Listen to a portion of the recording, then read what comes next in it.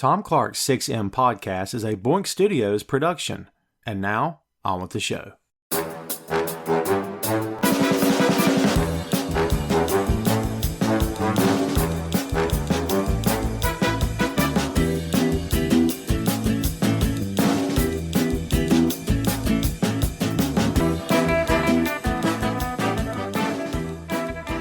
Hey, what is up? Welcome to Tom Clark's 6M podcast. I'm your host, Tom Clark, and in this episode I'm joined by co-host Phil Lindsey. From the X-Men cinematic universe comes one of the most iconic Marvel characters of all time, on the run with his aging mentor and a daughter he never knew he had, fighting to stay alive while also trying to make a difference for a group of runaways that need him to be the hero he used to be. We're talking about Logan. Logan is a film directed by James Mangold from a screenplay by Mangold, Scott Frank, and Michael Green. It was distributed by 20th Century Fox and was released on March 3, 2017. It is the 10th film in the X-Men series and the final chapter of the Wolverine trilogy. The film is heavily inspired by Old Man Logan, a character who debuted in Marvel Comics in 2008. Though the movie isn't a direct adaptation, it does include several elements from the books. Logan follows the story of the title character formerly known as Wolverine of the X-Men. The story is set in 2029, where no mutants have been born for 25 years. Logan is the caretaker of Professor X, the man who once led the X-Men, but whose health is now failing as he is unable to control his telepathic abilities. That loss of control led to an event that injured 600 people and killed many others, including the X-Men themselves. Logan is also assisted with Xavier's care by Caliban, a fellow mutant who can track other mutants. Logan's own mutant abilities are also fading as his healing factor is beginning to fail him. His adamantium claws are also becoming unreliable, and though he is forced to defend himself early in the film, it becomes clear he is not the same man he once was. The mutant is approached by Gabriela Lopez, who worked as a nurse for Alkali Transigen, a biotech corporation. She pleads with Logan to take her and her daughter Laura to safety, but before they can leave, Gabriela is murdered. Donald Pierce, a cyborg working for Transigen, leads his army, also called the Reavers, to Logan, who is outmatched. But help comes in the form of Laura herself, who has many of the same abilities as Logan, including retractable claws. Logan and Laura make their escape with Professor X, and the three journey to a place called Eden, which Laura believes is a safe place for mutants. But as the trio fights to stay a step ahead, Logan soon realizes the truth about Eden, as well as Laura's real identity. Logan was an instant hit at the box office, making over $619 million on a budget of $127 million. The film was also a hit with critics and is rated at 94% on Rotten Tomatoes. Logan was nominated for a host of awards after its release, including an Academy Award for Best Adapted Screenplay. Talk of a spin-off film featuring Laura began making the rounds not long after Logan's release, but that talk stopped when Disney acquired 20th Century Fox in 2019, causing all future X-Men projects to cease production. Thanks to the captivating storytelling, gripping characters, and intense action, Logan remains a must-see film, not only for comic book fans, but for moviegoers around the world. And that's the lowdown on Logan. I imagine it's pretty difficult to be a successful working actor in Hollywood. Not sure, never tried it. However, I would assume that it's not the easiest thing in the world to do. But if you're dedicated and you're good, and you've got connections, and you're in the right place, right time in a lot of instances, and if you get good material to work with, just like anything else in this life, if you apply yourself with any luck, well, maybe with a lot of luck, and with the right opportunities, you can get there. It depends on what actors you're talking about, who your favorites are, that kind of thing. But yeah, I imagine, again, it's probably not the easiest gig in the world to not only make it in Hollywood, but to be successful and to have a consistent working career. I can't tell you that I know the name Dougray Scott before I knew the bit of trivia about him. He was the heavy in Mission Impossible 2. And I'm sure he's a hardworking guy. He's a talented guy. I've seen some of his stuff, and he's pretty good. But if you are a comic book / geek culture guy and gal, then you know that Dougray Scott is a little infamous at this point, perhaps, because this is the guy that was going to be Wolverine. He was the man, and he is who was tapped to play Wolverine. But the problem is, Bryan Singer warned him, by the way, kids, the problem is he was filming Mission Impossible 2, and I believe the story goes that he had an injury. I think it was a hand or something, and it prohibited him from either breaking away and committing to do the first X-Men film. Whatever the story is or was, we didn't get Dougray Scott. However, the guy we got ended up being pretty darn good, Hugh Jackman. And what we're talking about here this time is, of course, Logan. And it is the penultimate Wolverine story. And not that the movies got anything wrong. They didn't. X-Men 3, we can maybe talk about that. Ugh. But it is what it is. But in terms of Hugh Jackman in fully embodying this character and bringing Logan to life, I just at this point I just can't imagine. And Phil, we've talked multiple times on this show before about trying to picture someone else in a role, and 9 times out of 10, it's really hard for us because the guy we're talking about or gal we're talking about is usually really, really good at what they're doing. And to me, it's the same thing here. I watched Logan again for the first time in a long time in preparation for this show, and I legit I knew the movie was good, but I had kind of forgotten how good it was. What's your first impressions coming off of watching Logan again for the first time in a while? It's just what a great cinematic experience it is. Like, I know we get into these things as, fans of the genre, um, but it's just such a great movie. It's just such a great homage to the Western and some of the other stuff that came before it. And I think, the way that people revere the Nolan movies, I feel like you can see like that same kind of care for cinematography here. That's a good call. It's a beautifully shot movie, and it's by the way, kids, if you've never watched the black and white version of this, you got to go out of your way to make that happen because it's excellent, and it really does bring to life sort of that some of the things that Phil's talking about here. This is essentially a Western, and the idea of the aging gunfighter. This is the Unforgiven with Clint Eastwood. I mean, it's he's at the end. We kind of feel like he's at the end from the second you see him when this movie hits the screen. He's like passed out or asleep or whatever he was, and he can barely walk, and he's disheveled, and he's much older, and it's yeah, again, he's at the end, and we didn't know how much he was at the end until the end of this film, but we'll get there. It's crazy, man, how far this guy has come in this universe. And now, of course, the X-Men franchise, the X-Men characters are coming to the Marvel Cinematic Universe, and I couldn't be more happier about that. We'll hopefully see them when the time is right. But, again, going back to who's playing the main character here, I mean, this movie was a revelation in a lot of ways because no X-Men in this movie. The only other guy we get is Professor X. We get a few mutants here and there, but nothing major. We don't get explanations as to what happened to anyone. And of course, this film is very loosely based to a large degree on Old Man Logan, which is to this day one of the best comic series I've ever read. Was Old Man Logan one of your favorite runs, or how did that series hit you when you first read it? Yeah, I really enjoyed Old Man Logan. And it's Mark Millar, so Mark Millar is kind of he's kind of a he's kind of a hit or miss guy. I feel like he always has great ideas. His execution isn't always the best. Yeah. But I feel like when you look at stuff like Old Man Logan or Civil War or Kick Ass, and some of his more high concept stuff. I mean, the Ultimates run. When he's on, he's on. I mean, even if there's like some cringe worthy stuff in there. And so I was surprised. This came out in 2017. Yep. So I believe this came out after Kick Ass.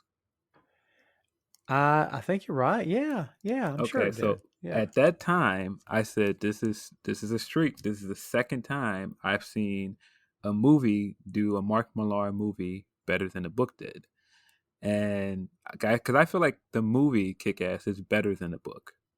Really? I believe that it is. I feel like it takes a lot of his over the top, like Mark Millar isms out, Mm-hmm. and it like makes a better story. And I feel like Old Man Logan is the same thing. I feel like it's better than the book. Wow. And to be honest with you, there are parts and there are aspects of Civil War that are also better than the book. And I feel like for whatever reason, um, filmmakers are able to tone down Mark Millar and take the great aspects and the great ideas there and execute them better than he does. Right. I don't know if that's just me. Well, no, I see your point. I'm with you on the Civil War stuff. I totally agree with you on that. Kick Ass for me as a book was mind blowing, and I remember reading the first issue for the first time. I remember it vividly. Like it's in my head that when I read it that particular day, it was awesome. And I enjoyed it so much. Of all the people to hand it to, I handed it to my wife, who cares as much about comic books as a cat cares about cell phones. Okay. And that's the truth. But she's like, "What do you mean do with this?" And I said, "Please read it. I guarantee you will enjoy this. Please read it." I had to share it with someone in the moment, you know. And she actually said the rest. She goes, "Pretty good." She had a big smile on her face. So the way that book hit me, I can't say the film hit me the same way. But dude, my expectations for what I was going to see were massive because I thoroughly enjoyed the comic.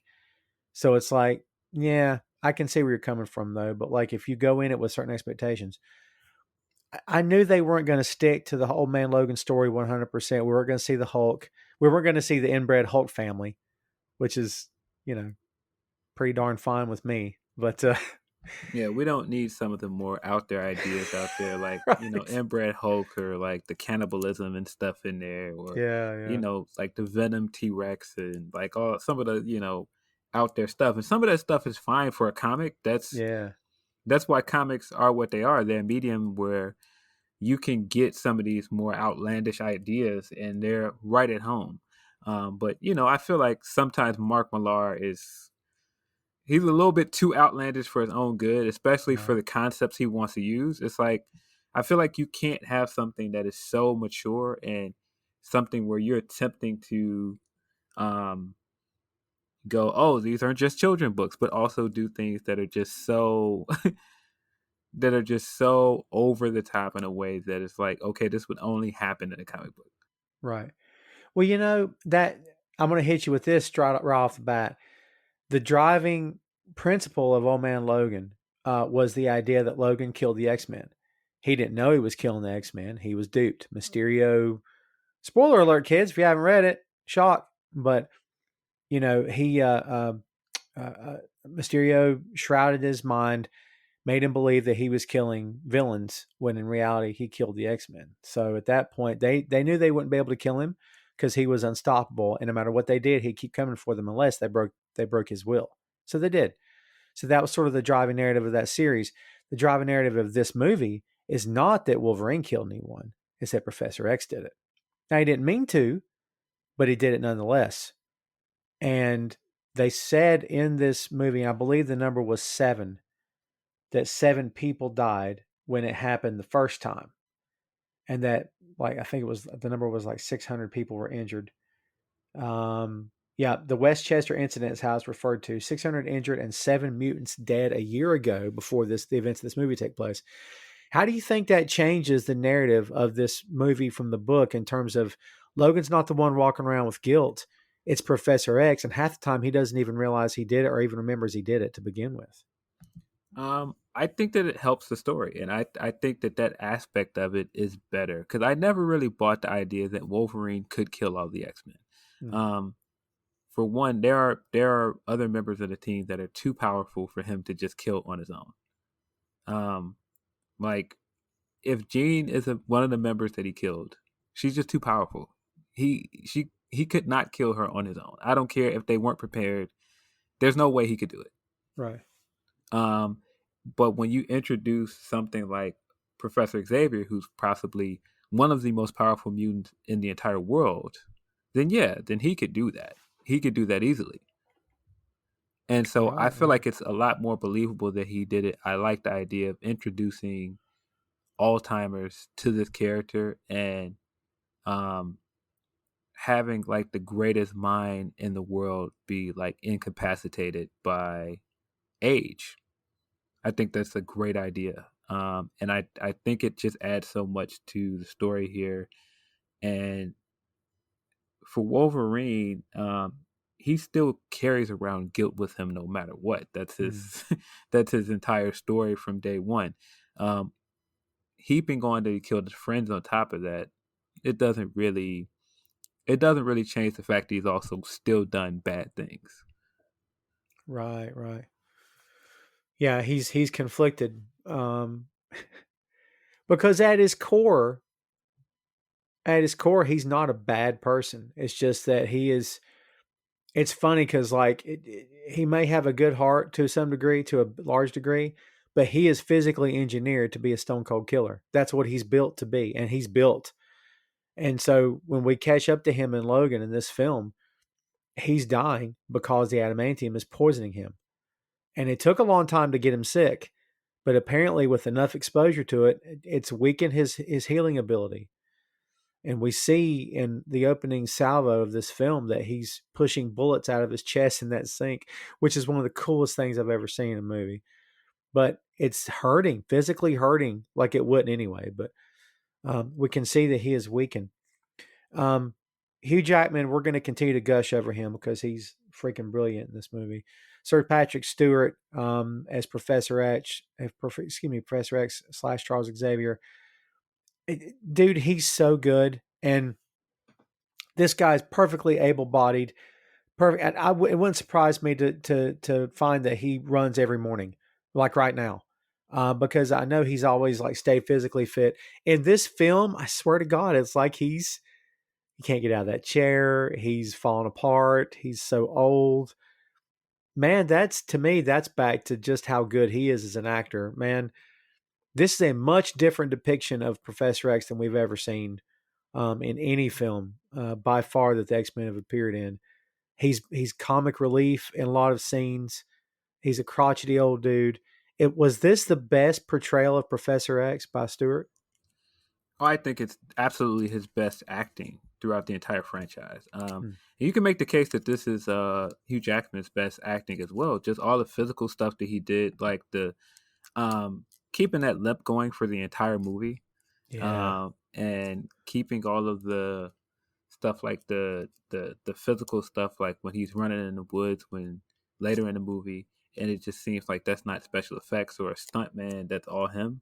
yeah, Um, like all the physical stuff he brought to this movie, I like. It's really impressive, and I feel like Patrick Stewart did the same thing. Some of the stuff in a wheelchair and just being able to flip in between, having normal conversation and then going into like these manic episodes, or having to appear crippled for most of the movie. He just does a fantastic job. Um, yeah. yeah, I mean, there's a lot of great acting in this movie. I don't think we give the guy that played Caliban his flowers. He was fantastic in this, and he does a lot of comedy. So I was surprised to see him so good at this. Stephen Merchant, really good actor, man. Been around for a long time too. Um, yeah, from The Office. Also, Extras, Life's Too Short. Ricky Gervais' show, I think, is where he got his start. Co-writer and co-director of The Office, which was the original Gervais take on the series, or the original series, I should say. Yeah, he's great in this movie. We saw Caliban later in Age of Apocalypse, but it was a different actor, of course. And it's funny how some of these characters like bounce back and forth. And are they connected? We're not sure. Are they supposed to be like this whole movie is essentially a what if to me. All right, so going back to the comp for a second, has it definitively been said that Old Man Logan is what awaits Wolverine, or was it just a what if scenario? I don't know. I think it's supposed to be like loosely a sequel to the second Wolverine movie. Mm-hmm. Um, but that's just such an interesting thing as well. Like I was one of those people that enjoyed the second Wolverine movie, and I was kind of hoping for a direct sequel. And this is not a direct sequel at all. It's Yeah, like there are like some small references to it. Um, but we don't get any hint of like his trip to Japan, any of that stuff. It just jumps into a completely different storyline. yeah, Yeah, all right, so you're talking about the Wolverine. Yes. Yeah, dude, I like that movie too. Does that movie get hate? I feel like it's the first Wolverine movie that gets the most hate, and rightfully Yeah. so. It's not a very good movie, but I thought the second one was good. I see a lot of people don't like the second act of that movie. Once you get into like the big mech, and it turns into the usual comic book movie action fare. Yeah. I see that some people don't like it, but I think it's a pretty fun movie. I like a lot of what they did with the stuff in Japan because, if you read comics, Wolverine in Japan is a big part of his mythos. So Oh it was yeah. just cool to see them do that. I totally agree. I love the idea because at his best, Wolverine is the Ronin. He's the samurai without a master. That's what he is.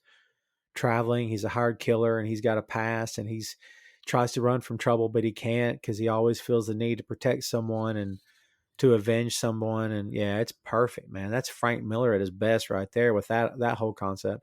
Miller's the one that brought that idea to the Wolverine character to begin with, right? I believe so. Yeah, that iconic series that he wrote, that first issue. I think it was the first issue where he's squatted down, smoking the cigar, and then there's the issue on the cover where he's got his claws popped and he's giving you that "come here" with his other finger. Ah, it's good stuff, man. Yeah, I enjoyed that movie as well. I was not a fan of Origins because Ryan Reynolds not saying anything, supposed to be Deadpool. Okay, cool, whatever. But yeah, I enjoyed the second movie just fine. James Mangold, director of that movie and this one as well, also directed Walk the Line, which was what put the idea in my head to for us to do this particular episode of the 6M. But yeah, Mangold, I think honestly gets Wolverine just about as good as anybody does.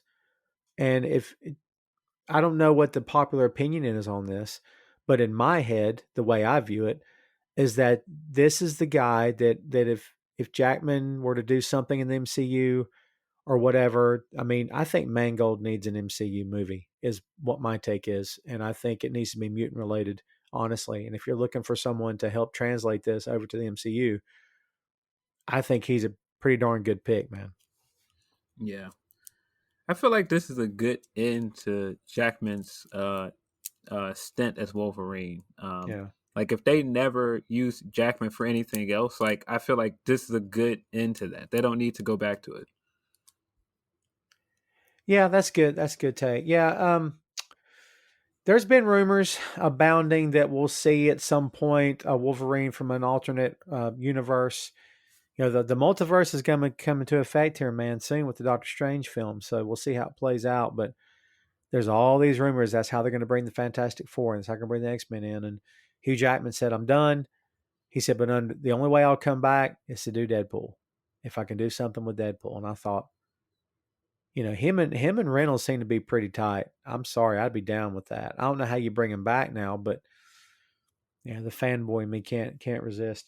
Um, I don't know if she's considered a breakout star, but to me, that's how it seems to be. Daphne Keene as Laura, also known as X-23. When we get that scene of her, when she carries that guy's head out and throws it at them, and then she starts walking them down with that look on her face, I would love to know the direction that she's given for that scene. Like, okay, we want you to look like that you're what was she told? Like, you ready to kill somebody, whatever, or was it something different? But dude, that look in her eyes, I don't care if she's a kid. Yeah, don't come at me like that because she was freaking great in this, man. What's your take on Keen as X-23? Yeah, she was great. I feel like she was a part of a great ensemble cast here. Mhm. And I would absolutely say she was like the breakout star of this thing. Because I mean, if you've seen other Hugh Jackman stuff, you know Hugh Jackman can act. You know Patrick Stewart is Patrick Stewart. Um, but I feel like she did a lot of stuff without saying a whole lot. She didn't have a lot of lines in this, and she just did great.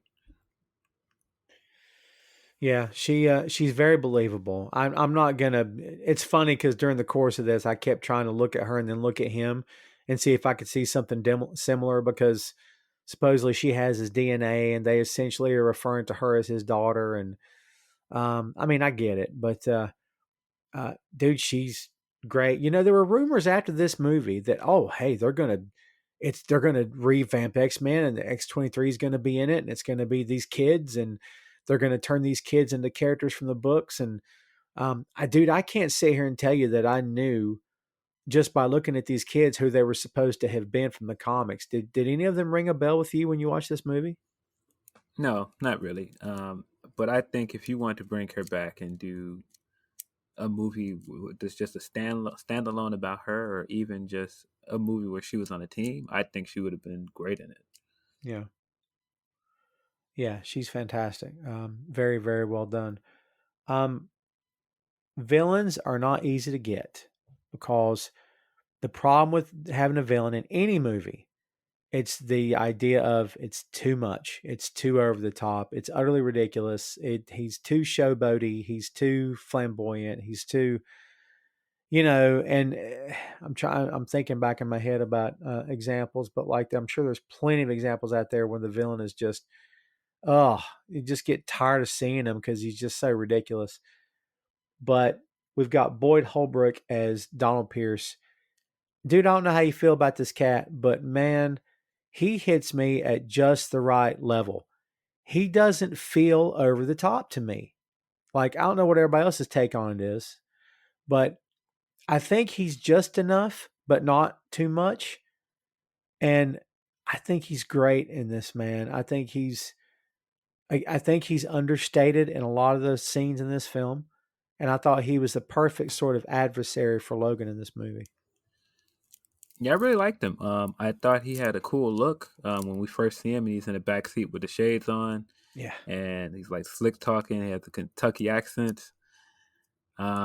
He's exactly what you would think, like when they had like the Reapers and the Ravagers in the comics, and they're usually like Southern Yeah. um, Yeah. nut jobs, and it's like you can see all of the Southern like influences on him, but he also brought like a lot of menace to it without being like overly showy with it.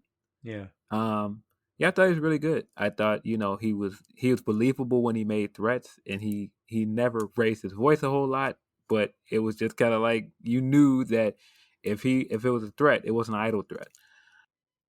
Yeah, he kind of reminds me like Keaton as the Vulture in Spider-Man. And Keaton was more subdued than this guy, but it's kind of on the same level where it's like he says something very calmly, but he scares the crap out of you when he says it. Like, yeah, I kind of get that. Yeah, I love him in this, and I can't say I was very familiar with him before this movie, but man, afterward. Now you mentioned the Reavers. I was a little disappointed that the Reavers around him weren't like there were no characters. They all seem like disposable thugs because they all get killed so many times in this movie. Like you could have inserted the same Reaver back in another scene to be killed again, and I probably wouldn't even have known the difference. Do you know what I mean? Yeah, I can see that. Yeah, I can see that. But I think that was just one of the things where you just had so many characters in here. Yeah. You didn't want to try and introduce too many new characters at once. Yeah, I get that. Yeah, too much to keep up with. A couple more notes on the cast here. We got Richard E. Grant as Dr. Rice, who makes his presence known, and he's freaking great. Cold blooded, cold hearted, clinical, heartless, just a right bastard, this guy. And but he's awesome. And Eric LaSalle makes an appearance in this movie. Soul crushing scene of this movie.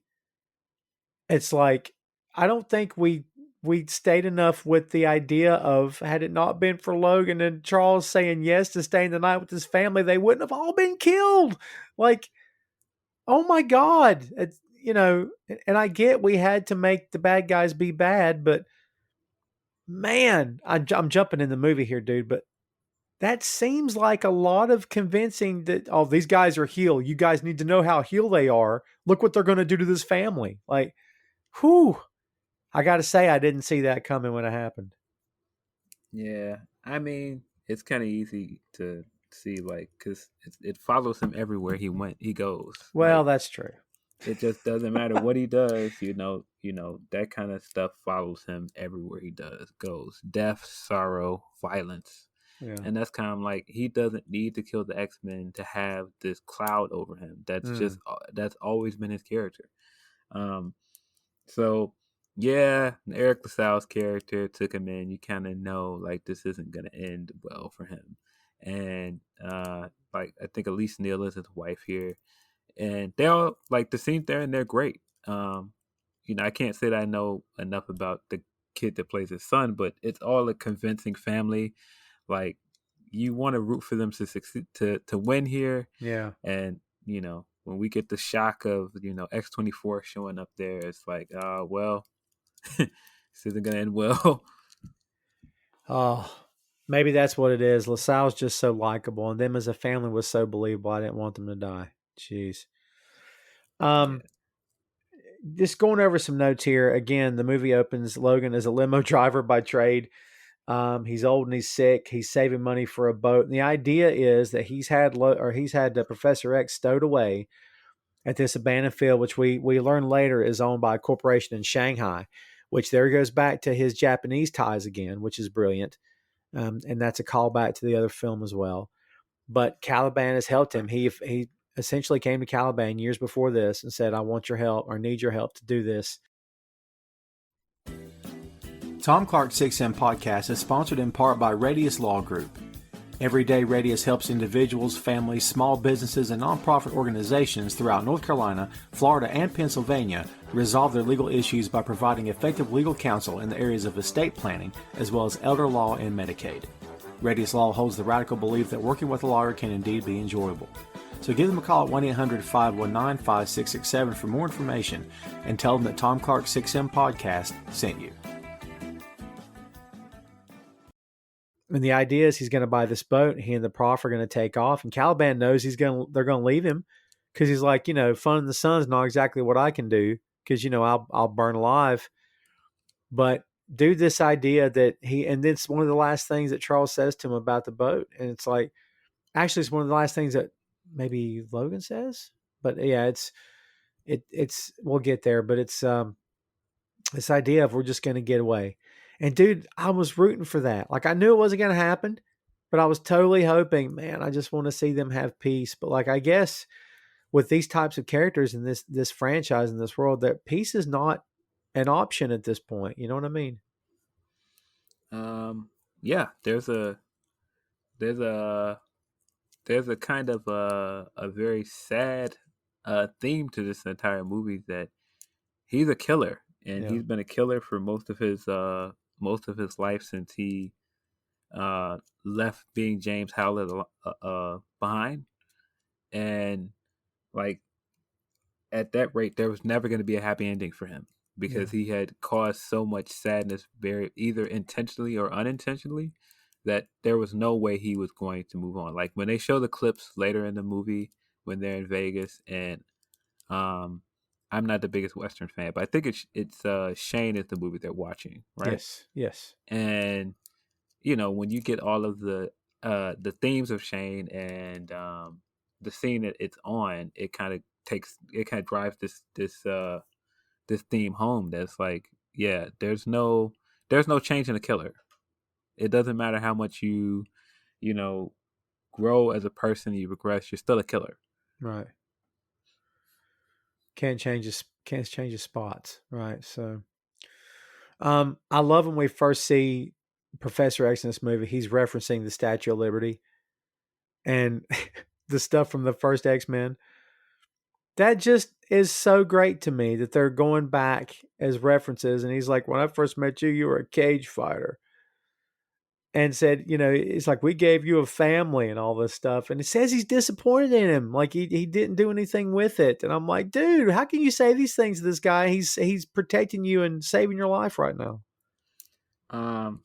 Man, I will say, the difference between me watching it then and me watching it now, as someone that has cared for someone who has Alzheimer's and has sat and talked to someone who has Alzheimer's for a long time, and have done like some of the caretaking that Logan does here.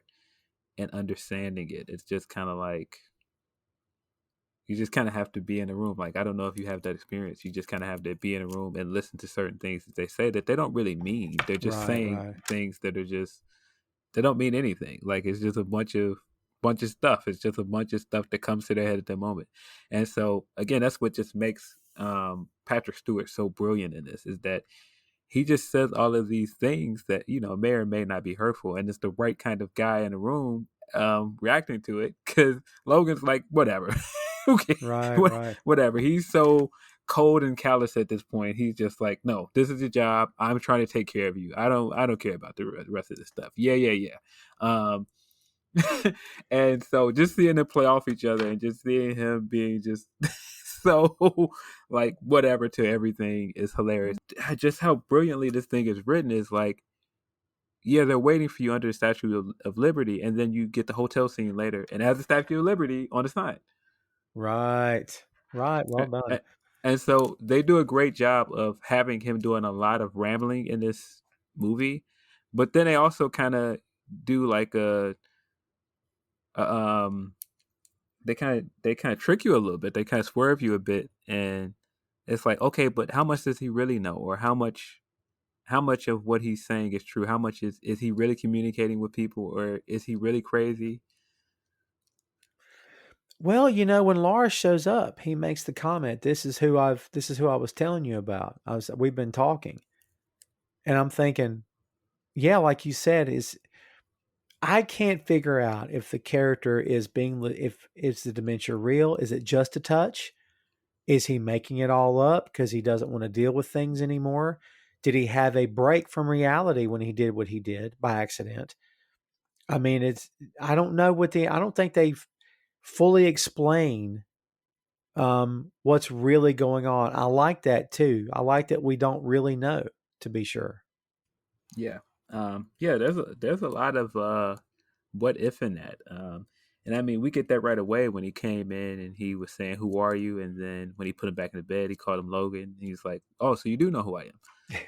Right. And so, I definitely feel like he knows more than he's putting on at certain points, but that at the same time, he is like really unwell.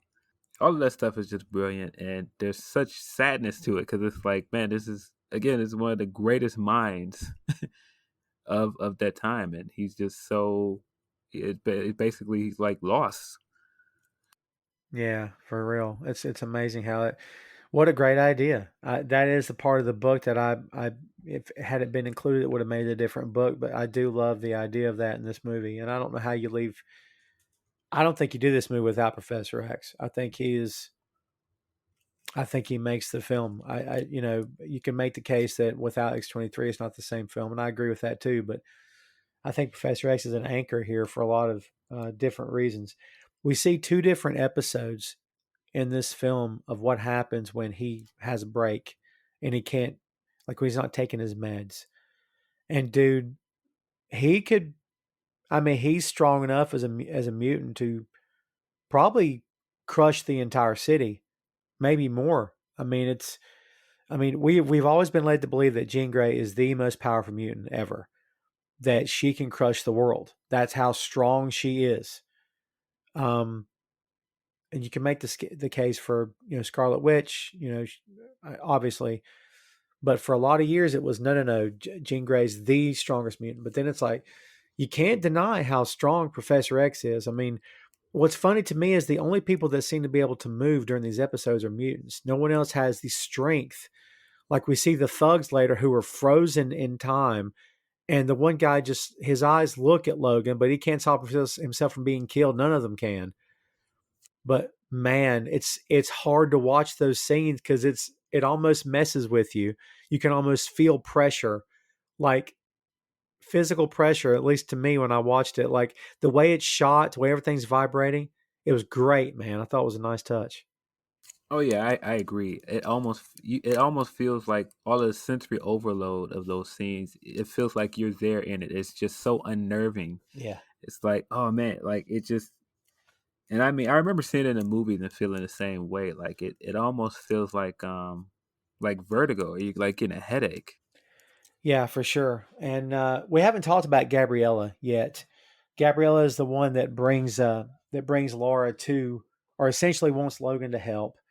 Um, and she does her part. I'm not going to say I was knocked out by her. I liked her performance. It wasn't anything like that. And I thought, but yeah, I thought she did a fine job. Like I didn't have an issue with it at all. I thought she did exactly what she had to do um, in this movie, and like the backstory of working for Alkali uh, Transigen, I think it's either the program or the company, but they were creating mutants. Like in the story, a mutant hasn't been born for 25 years, and they don't really say why, right? But like the idea of he's trying to create mutants, he's trying to engineer mutants himself, but doesn't Dr. Rice reveal toward the end of this film, the third act, that he had been messing with DNA and had been distributing it through the food and slowly but surely changing people? Isn't that what he said?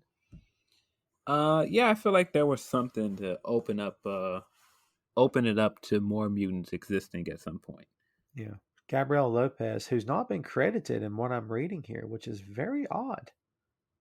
It could just be I'm looking in the wrong location. But yeah, she's again, she did a bang up job. Um, yeah, these kids, and the comment is made by her in that video that she sends to Logan that when they close the program down because they come up with a better weapon, which we find out is X-24, they put the kids to sleep. And she referenced it like as if they were dogs, like that needed to be put down. And I'm like, yeah, these are definitely the villains, in case anyone was wondering. They're definitely the bad guys. I mean, it doesn't get much worse than that. But dude, it goes right back to the idea of if any of this stuff were possible.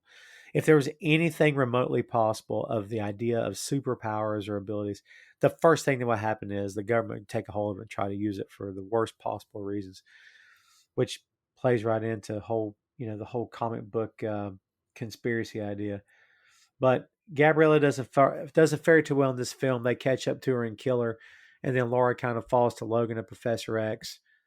They end up in Vegas, and it's funny because Logan finds Laura's comic books, and she's talking about wanting to go to Eden, and that's where Gabriella said also Eden. We have to get to Eden, and it's like he finds out he's got actual X-Men comics in front of him, and it's like, first of all, that's very freaking cool to see. But dude, it's so cool they incorporated that, and the idea of that comic books are being made in this reality when heroes are a real thing, and Logan dismisses them as being like what is he calls it? Um, says it's child's play or something to that effect. But he just dismisses it. Said some of it happened, but not like this, that kind of thing. That was a nice touch, I thought, putting that in this film. Yeah, I liked all that stuff. I liked the stuff like even towards the end, the kid having like a Wolverine action figure with like the original yellow costume. Um, I like that. I like those touches, and I like that because again, it's just such a good farewell and it's such a love letter to Wolverine. It's not just like, oh, here's this thing that's not going to really acknowledge, you know, the fandom for him as well. Um, I thought that was good. I one of the things that I really enjoy about the Gabriella stuff, like when she's doing the exposition to explain like their experimentation, and I mean, this is a common comic book movie trope of experimenting on children or Sure. someone. I mean, Black Widow just passed. I feel like that was a big thing. Which, by the way, that scene at the beginning where they do that version of "Smells Like Teen Spirit" is excellent. Yeah. It's one of my favorite parts of the movie. But like even here, like I feel like they do such a good job of just like the dehumanization of the children and even the women, like when they were like, they were born to like Mexican women, and then you never see the women. They're just like basically used as incubators and then just thrown away. Right. And like all of that stuff is horrifying without like showing the bodies. I mean, we saw a lot of gore in this movie, but there's a lot of horrifying stuff in those scenes without just outright showing, the women in cages or like the kids in cages. Like I feel like they did just enough to show how horrific it was. You just put a question in my head that I hadn't really connected the dots till to just now. We've talked at length on this pod about the Zack Snyder thing, okay? And about how DC has to be stark and bleak and murder and blood and murder and blood and stark and bleak and dark and gruesome and no hope, and everything's on fire all the time. Why does this movie not feel like it goes too far? Why does this movie feel like it fits with these characters instead of it being all Wolverine's rated R are awesome, all they're saying the F word great? How come we didn't react that way to this film, you think? I feel like there are parts of this movie that are a bit over the top. Hmm. I feel like some of the cursing sometimes was a little bit like, did it really need that? There's a scene at the end where the kids kill Pierce, and I felt like that was unneeded as well. Like I didn't need to see a bunch of kids like huddle around this guy and kill him. That was kind Right. of a lot. Um, and I mean, even some of the stuff with Wolverine, like it's very gory. But the thing is, he's Wolverine. Like I can believe Wolverine, like severing hands and legs, and impaling guys, and disemboweling them. That's Wolverine. But if you got Wonder Woman and Superman doing these kind of things, it's just like, well, that doesn't fit like those two characters at all. Right. Um, Wolverine has been in maybe G-rated stuff here and there. He's been in toned down things, but at his core, he's a violent character. And so doing this kind of violence in the Wolverine movie kind of feels like it fits. Yeah. Yeah, it's like a natural progression for him, right? Like it's no longer we're wearing leather biker suits. We're just and all working as a team. This is a natural progression. He's lost everyone. And I still find it interesting. We never hear about Cyclops or anyone else. They're all gone. And the comment is made again, the flashback, they're referencing the flashback, that when the incident happened a year ago, 7 mutants died, but they don't tell you who. So if you counted them off, you could probably count the 7 core X-Men, right? So I just feel like there's so much here. Again, not to just keep beating this drum with the Mark Millar stuff, without having him kill any of the X-Men, having this pathos of knowing that a great man did something that ruined him. And because, we're talking about the ultimate pacifist, and he did something that, he could never take back. And Wolverine yeah. understands that more than anyone. And for him to go, no, I have to take care of him. I have to carry this cross for him. I feel like that's a better story. Did you find it interesting that he never once mentioned Eric Lesher in this movie? Um, I did think about that. But there's so much stuff that they don't go into with like what actually happened to the mutants. Like, I have to assume, like after the attack, if there's no Charles Xavier to stand up and be the peacekeeper, then there's all out war, and then the humans will try to get rid of the mutants. Hmm. And so I assume that that's where that led, that there was like mass extermination of mutants. Right. Couple of details that we didn't mention about Laura. She's got the foot claws, which is beyond great. And Professor X manages to work in the idea that like the female lion has these, and that it's a matter of protecting her, protecting the children, and at the same time fighting the enemy and all this other stuff, which I thought was a nice touch.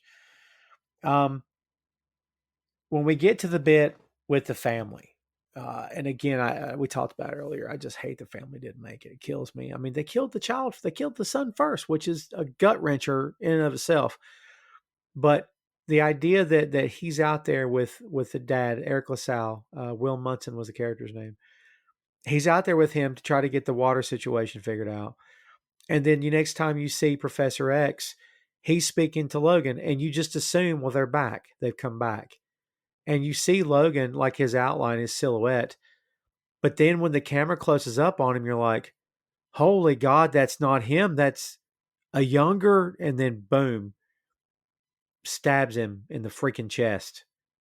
Dude, that was. Did you see that coming when you first saw this movie? No, I thought that reveal was done really, really well. Yeah. Because we never know what X-24 is to that point. We didn't know that he was a clone. Um, and so I mean, then we get that great scene of him coming downstairs Oh man. with Laura, and he's like walking around him, looking at him, and like their first fight. I mean, he is just mopping the floor with with Jim Logan, just completely mopping the floor with him, Yeah. and I just really like that visual and that motif of him having to contend with what he was, like literally contend with what he was, and he's just not the same guy anymore. He's older, he's slower, he's like beaten down and jaded, and he just cannot go blow for blow with this guy. And I mean, he's just like ripping him apart. It's sort of poetic, isn't it, that he's fighting what was his past self turned up to 20, Yes. you know? There's a narrative there, I'm sure, that like that's what I'm trying to get away from. I don't want to be that anymore. Now like he's physically fighting what he's trying to get away from. Yes. I mean, that's a common comic book trope. Yeah. It's a common comic book movie trope of, putting the protagonist against a mirror version of themselves. Yeah. All he's missing is a goatee and an eye patch, I guess. Be Star Yeah. Trek. Yeah, man. Yeah, I really enjoy that, like just the younger version with like the shorter hair, and Oh yeah. he just doesn't speak. He's just completely cold and soulless. Um, like I would assume it's like a nightmarish version of him that he probably at his lowest moments thinks of himself. And I think Pierce makes the comment to Dr. Rice near the end that like you're the only one that can control him. He's the only one that can talk to him and calm him down, which I kept thinking, yeah, that's working for now until it doesn't work and it kills you too. But I find it funny that that didn't happen. And then it makes me in my head think, well, it didn't happen because that's Logan's DNA you've got there. You think you have the perfect weapon, but in his DNA, he is still Logan. So if yeah, he can be reasoned with because there's still a part of him in there, and Logan in his heart is a good person. Like he's of course he's a killer and all that stuff, but he's trying to be good. And I don't know if anyone connected the dots on that, but I kind of came to that conclusion. Like, isn't it odd that this old dude happened to, he's the only one who could calm him down? Well, yeah, because there's something in there. Is that a road that maybe they could have pursued, you think, or was it fine just letting it end the way it ended with him? Yeah, I mean, I feel like there's like a warped version of his relationship with Charles, Yeah. and I feel like that was an interesting way to do it, but also going like he's not Charles at the end of the day. Like he's he's a horrible, manipulative human being. So it's like, yeah, of course it's gonna end badly for Dr. Rice. 'Cause Yeah. it's just it's just by design it's gonna end horribly for him.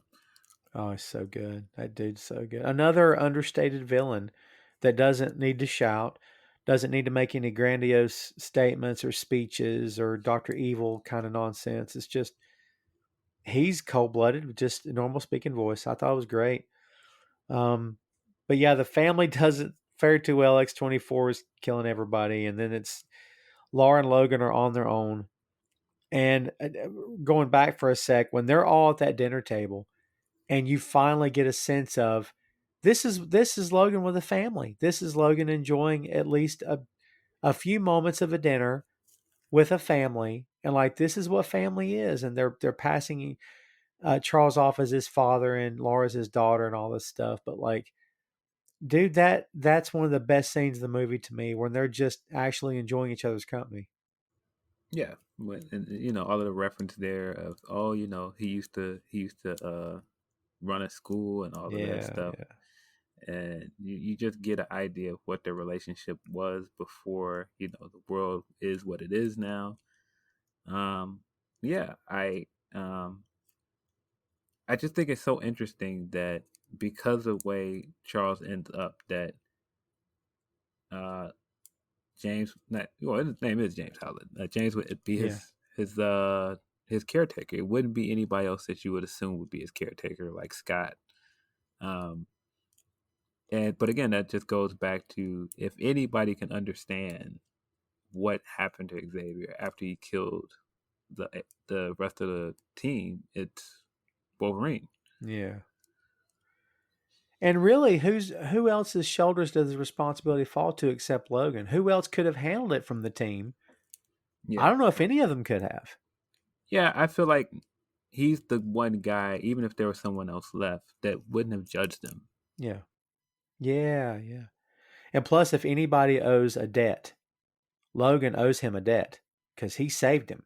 Like without this guy interceding when he did, there's a great what if. And by the way, I'd love to see a what if done on this. What if he had not joined the X-Men? What if he had never became a member of the school? What if he had, I mean, the road was pretty dark. Like, no friends, no one cared about him. Everywhere he went, he made enemies. He was an enemy of everybody. Like, Professor X gave him hope, which I think he was the first person in Logan's life to ever really give him hope. I mean, you could say Mariko in Japan, right? But in the timeline of, well, the comics also, that happened after he was with the X-Men, right? Right. Yeah. So, yeah, it makes sense that they would be together for sure. I love what he tells him before they leave the house that night. Charles says, "This is what life looks like, a safe place with people who love each other." And he tells Logan he wants him to take a moment and feel it. He tells Logan, "You still have time." And Logan says, "The world is not what it was, and Eden isn't real." Reminds him again, Eden isn't real. Charles says, "It is for Laura," which I thought was a great freaking comeback. Like, that's all that matters, is that your kid thinks it's real and feels it's real. That's all that should matter to you right now. Nice touch. Yeah. Yeah, I feel like, but that's who Charles is. Even like this, tarnished version of Charles would always believe in hope. That's just who he is. Yeah. So, which was the more powerful death scene in this movie, Logan or Charles? Um, I think that there's something very poetic to, um, the fact that Charles took Wolverine in, and kind of the very idea that someone took him in is the person that ended up killing him. And there's something really, really dark and cynical about that. But at the same time, you could make the case that this soulless, empty version of Logan would do what you could make the case that Logan really knew he needed to do, and that's put him down. Oh, interesting. And he would have never had the heart to do that because he has such a connection to him. But at the end of the day, he was suffering. And on second viewing, that's what I thought. I was like, there's two sides to that coin, and there's something very poetic to both sides. To me, in my head, it plays out like this just proves Logan right. This makes Logan believe he's right when he says, "There's no hope. I don't know what you're talking about. Eden isn't real. None of this is real. All we've got is right now. We don't even have tomorrow. None, And then what happens? A clone of his, with his face, with his DNA, kills the only man that he ever really cared for and loved in this life. And to me, that makes Logan's case for him. Logan could have been like, "See, I told you. See what happened?" Which he essentially tells Laura later. Like, he's in the ground, like he's dead because of me, because of this. See what I did? Like, to me, it just keeps, it proves this point again. Dude, your take on it is insanely dark. But I'm okay. I'm okay with that. It's different. I never even thought about it in those terms. Well, I mean, because the thing is, and I don't know how many people have been in a room where, if somebody gives you the okay to pull the plug when it's time. Yeah. It's very difficult to make that decision. And I think the thing is, for the entire movie, you can sit and say that Logan's character is cynical, but he also has this very hopeful outlook that he thinks that they're going to get this happy ending where they can just go out to the water and they can sail away on a boat and everything will be okay. He was trying to hold on to something with Xavier that was already gone. And I think deep down he knew it, but he wasn't ready to let it go yet. Yeah. And again, it's a horrible way for him to die, like especially because it's a guy with his face doing it. But at the same time, I think it's just this idea that no, deep down, I think he knew what needed to be done. Yeah. But he just couldn't. He could not do it. He couldn't bring himself to do it. Yeah, I've been directly in that situation, and it's if anyone out there has the opportunity to do so, for God's sake, think hard, think long. I just I couldn't be in the room when the deed happened. I just couldn't. It was too hard, and I never regret that because I don't think I could have dealt with it. It's just too much, and yeah, that's a good comparison, actually. I mean, it makes perfect sense in the context of this film. Yeah, and I do think that because when you look at it that way, you're looking at Wolverine for this entire movie and going, "Oh, he's this jaded guy. He's not trying to help anybody," but he is. He's going out of his way to not help anybody to protect his friend, to protect this guy that was like his father figure in some ways, and like even when the Reavers come for Laura, and it's not so much that he's leaving Laura because he doesn't care. It's like, no, I have to get you to safety. Yeah. Like she's not as important as you. And so again, like I just feel like he can say that he didn't believe in hope, he didn't believe in Eden, but he believed in what Xavier represented, and because of that, he could never bring himself to snuff out this idea of hope, right? Even though it's already gone. That's a good call. I like the way you put that. Where it's like, no, she's not as important as you are. And yeah, dude, you're right. He was just going to leave her. He was, or at least it looked that way, right? Because he had Charles in the truck and they were trying to go. Have a product or a service that you want to get out into the world? Always wanted to try your hand at podcasting, but don't know where to start? We've got you covered. Pod for Hire is a podcast production company that offers turnkey services to fit your needs. We produce your show from start to finish, allowing you the valuable time you require to focus on your established clients as well as prospective clients. We pride ourselves on delivering a top-notch product that will set your business apart from the rest and give your company the exposure it deserves. For more information, give us a call at 1-828-800-9880 or email us at info@podforhire.com. Pod for Hire. We take the work out of podcasting. Yeah, dude, I don't know if I connected the dots on that, but well, he knew she could take care of herself, but Charles couldn't. And that's what I mean. I feel like regardless if he personally killed the X-Men, he took on the burden for Xavier. He took on the burden of being the one person that would look after him. Right. And I feel like in taking on that burden, he wasn't ready to let that burden go either. Well, we unfortunately lose Professor X in this film, and I mean that's the end for him, at least in this incarnation. And then we're down to just Logan and Laura, and he is beyond exhausted. He's beyond hurt. The fight with X-24 just about, I mean, probably could have killed him if they'd fought long enough, and did eventually later in the film. But he's exhausted. He can't drive, can't keep his eyes open. And she has a presence of mind to get him to a doctor. And it's funny because she finally speaks for the first time. And he's like, wait, you can talk? And he's all pissed off at her. And then when she starts, she's screaming in Spanish, which I've found to be absolutely hilarious. And then within 2 seconds after realizing she can talk, he just wants her to shut up, which is, because if you have kids, you know what I mean by that. Like, I can't wait till little Junior can talk. And then when Junior talks, like, shut up. It's the same thing, except it happens in like 20 seconds. So good. It's in that one moment when they're screaming and he's cursing at her in the car.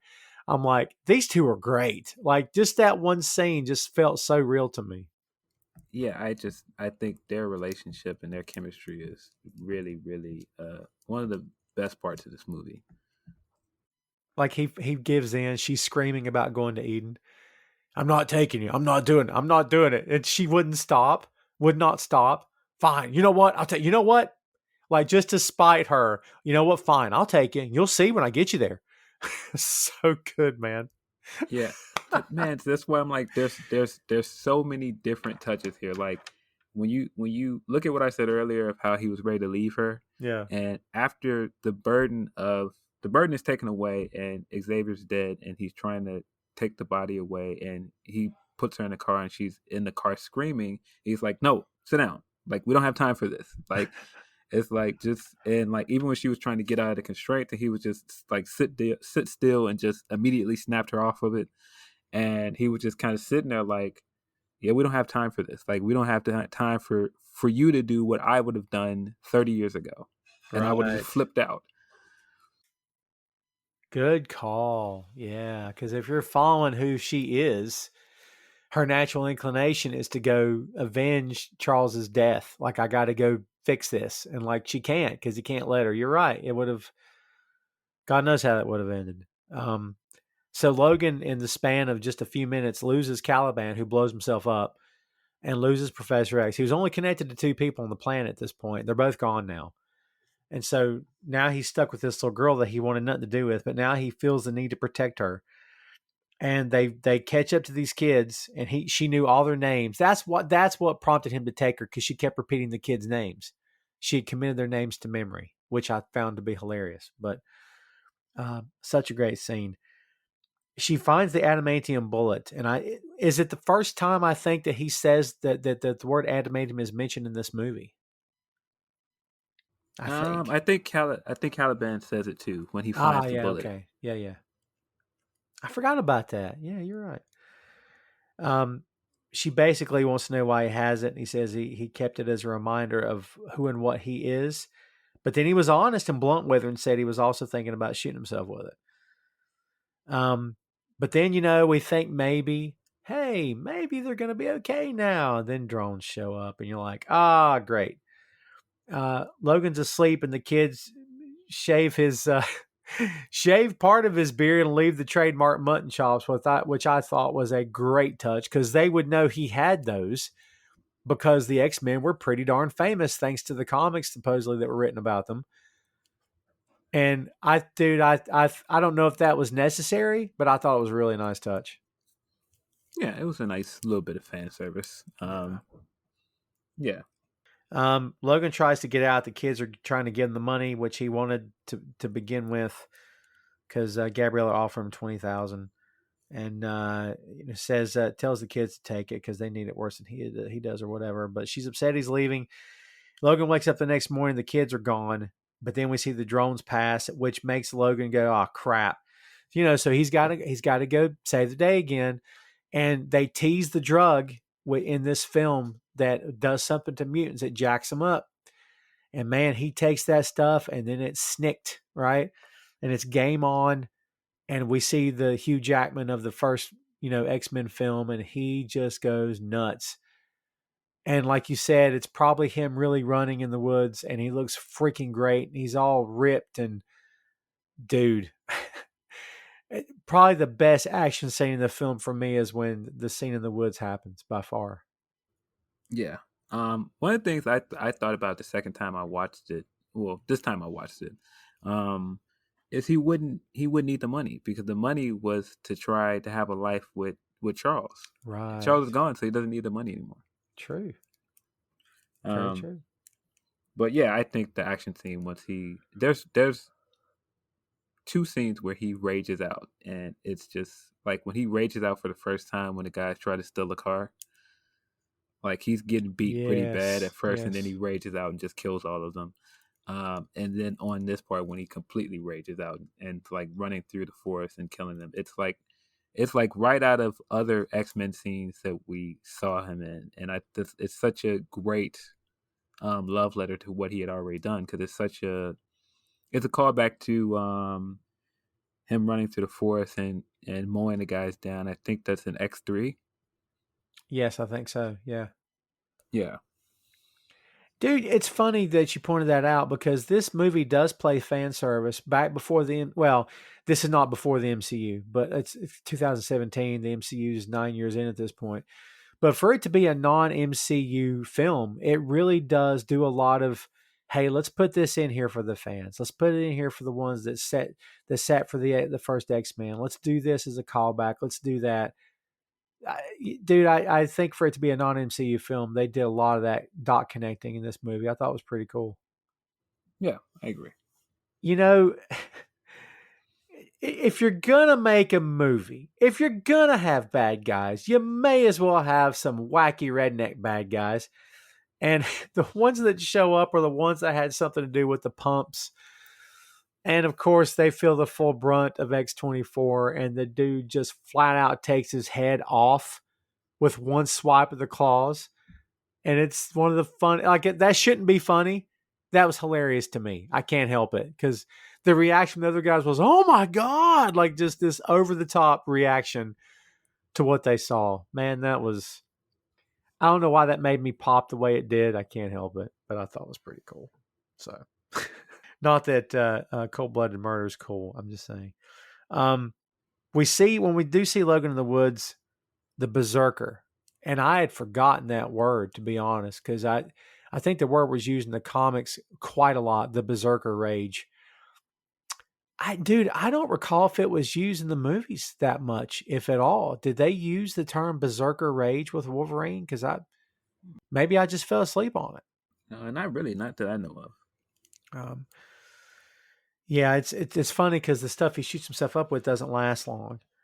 And this is where Dr. Rice really comes into play and has his best moments in the film, I thought. But it's funny because when he and Pierce are standing there giving this speech to Logan, in mid-sentence, Logan takes the gun out and blows part of his head off. In mid-sentence, like it's nothing. Because Rice tells him, I think you knew my father. The guy was the head of the Weapon X program, which was another nice callback. And Wolverine's like, yeah, I'm pretty sure I killed him. I love that so much, dude. That was so cool. What do you think about that bit of a callback as well?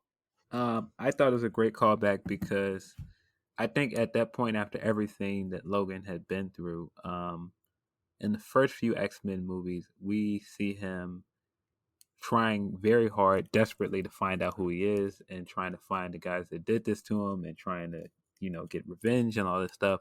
And at this point, like him just saying, yeah, Weapon X, like that would have freaked him out in the first two movies, and he would have just completely lost focus of everything else was going on. And this one, he's just like, yeah, whatever. Been there, done that. Yeah, good call. And it comes full circle, right? The whole thing comes full circle for him, as it should. I mean, if you're going to follow a character for this many movies, because this was his 7th appearance as Wolverine, if I'm counting right, because you had 3 X-Men movies. You had 2 Wolverine random movies. appearance in First Class when he was in the bar. True, that's 6. Didn't he have a random in Apocalypse also, or am I wrong about that? Yeah. No, but he was in the second one. He was in Days of Future Past too. That's right. It's 8. Wow, it's more than that. Wow. Yeah. That's pretty cool. So his death scene, dude, for my money, especially for comic book films, one of the best death scenes. I mean, it's gruesome.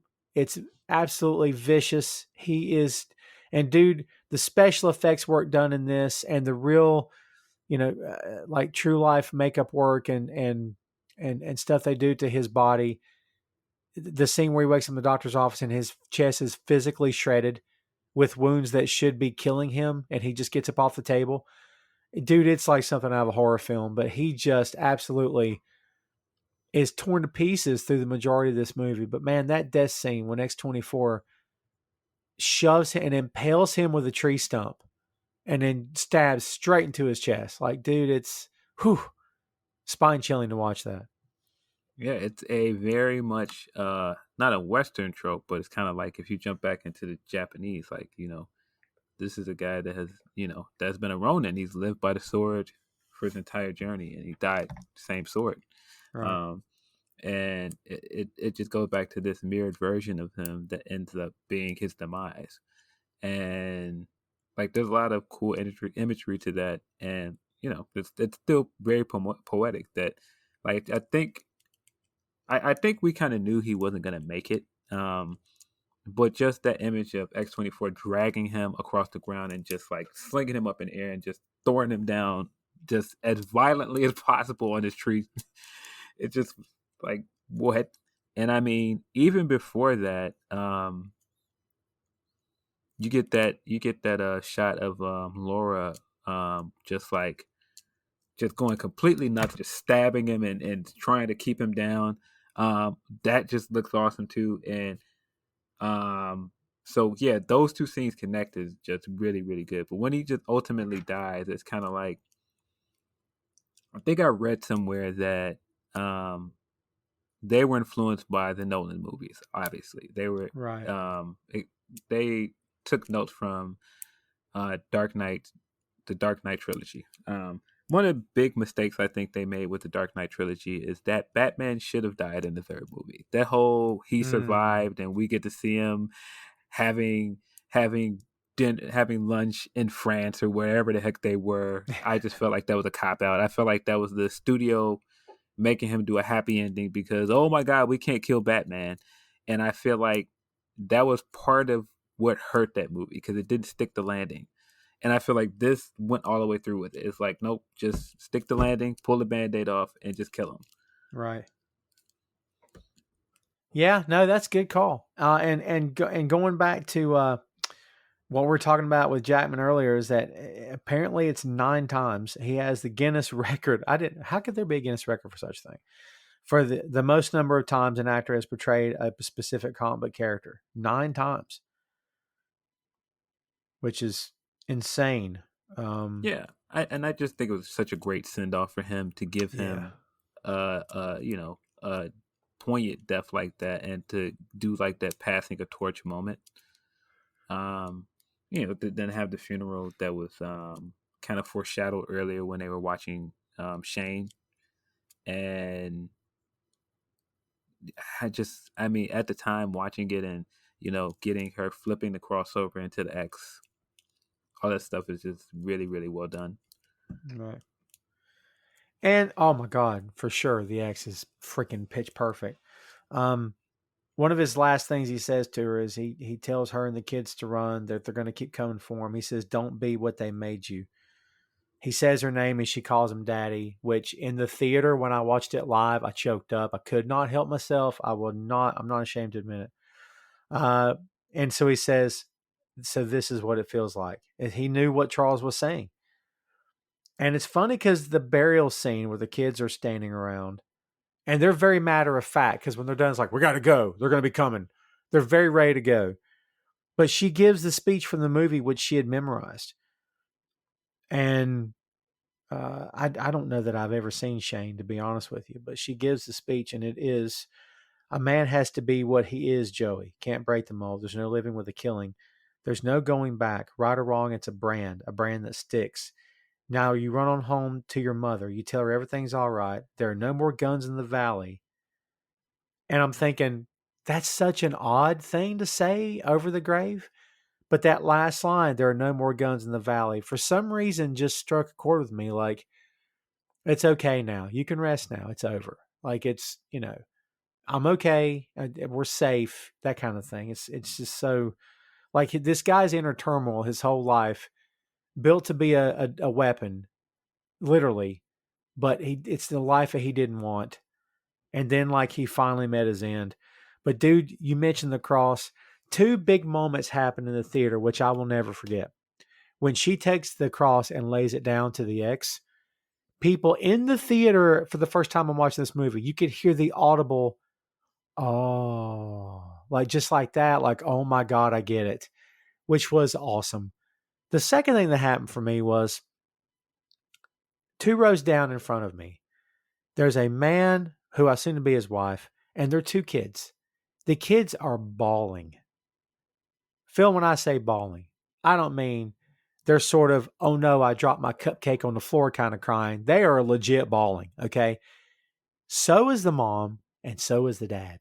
And dude, I'm telling you, it like, you don't want to laugh. It was almost too over the top. Like, are they faking this? Because the guy's like, "Blah." Dude, the guy's like, "Blah, blah, ha, ha." I mean, he's losing. I can't even do it justice. At first, you're touched because you're like, oh my God, they feel this. I feel it with them. These guys are fans. I love this family. But then they just kept on. And then it's like, you know what? I'm not going to hate on that because, like, they're really feeling this. This guy probably has been a fan his whole life. His kids probably have been a fan of the movies their whole lives because they were the right age. And, like, they're experiencing this moment. And I thought, you know what? Go with God, man. Screw it. Just enjoy this because this is, I don't know. At their best, comic books speak, I think, to the best parts of us if we allow them to. You know, and in that moment, I thought, nah, I'm not going to give him a hard time. But it was a moment to behold. Was there emotion in the theater when you went to see this at the end? Yeah, I'm trying to remember. I'm sure there were a lot of people crying because I mean, if there's no connection to Wolverine, there's connection to Hugh Jackman in the role, Right. and like this is like the end of his time playing the character. So I feel like there's a lot of emotion that comes with that. Oh yeah. I thought it was very appropriate that they wrapped up the movie with Johnny Cash because, first of all, Mangold directed Walk the Line, and The Man Comes Around was absolutely perfect.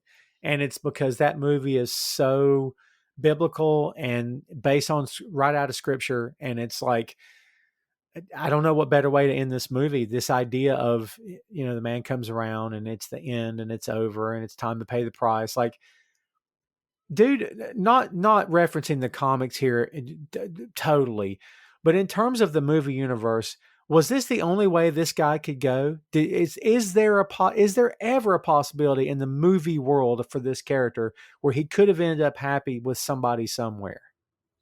I don't think there was because I think he'd always get dragged into another thing. It's just who he was. Maybe some other characters can have a happy ending, but I just feel like he was always that character that was always going to end a very gruesome and violent way. I think you're right. I don't know how I don't know. It kills me too because I love him and I want to see him. I don't know. The idea of Logan gets the girl in the end is one of the most ridiculous things you could say out loud if you're a comic book fan because that's never going to be Logan.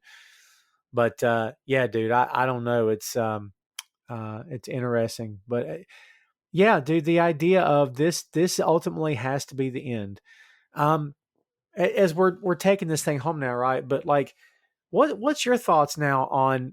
I mean, Jackman's not exactly 35 anymore. I mean, he's physically aging, and the problem is Logan doesn't age, and he never aged until we saw him in this movie aged. So, is there a world in which we see Jackman appear in the MCU as Wolverine? Maybe. I just kind of feel like there's so much finality to this movie that I almost don't need to see it. I think that there are some fans that are always going to want to see him get like a final ride, and that's kind of the beauty of this movie. It's like you don't want it to be over, but that's kind of what it is. Like this is it. I kind of want them to just recast the role because I feel like as long as you give people hope that Hugh Jackman will do more movies, they'll just keep asking for more and more and more. They'll never stop asking for more. Yeah, very true. I'd love to see him back, but I don't know who takes up the mantle or if they even go that far with it. I guess for now you're going to have this movie, kids, and just enjoy it for what it is because what a send off. I don't know if you could do any better. I mean, the way they brought him in was excellent. The way they took him out was excellent as well. Yeah. I mean, I can't be mad at it, dude, for real. I feel like this is for a wrestling reference. I feel like this is Taker leaving his boots in the in the ring, and we think this is it. Like you don't need to do another match after this. It's okay. It's over. Right. Let it be the end. Right. You're right. Well, and I guess what? That's the end, kids. So Phil, let's wrap this thing up, man. Give me your last word on Logan.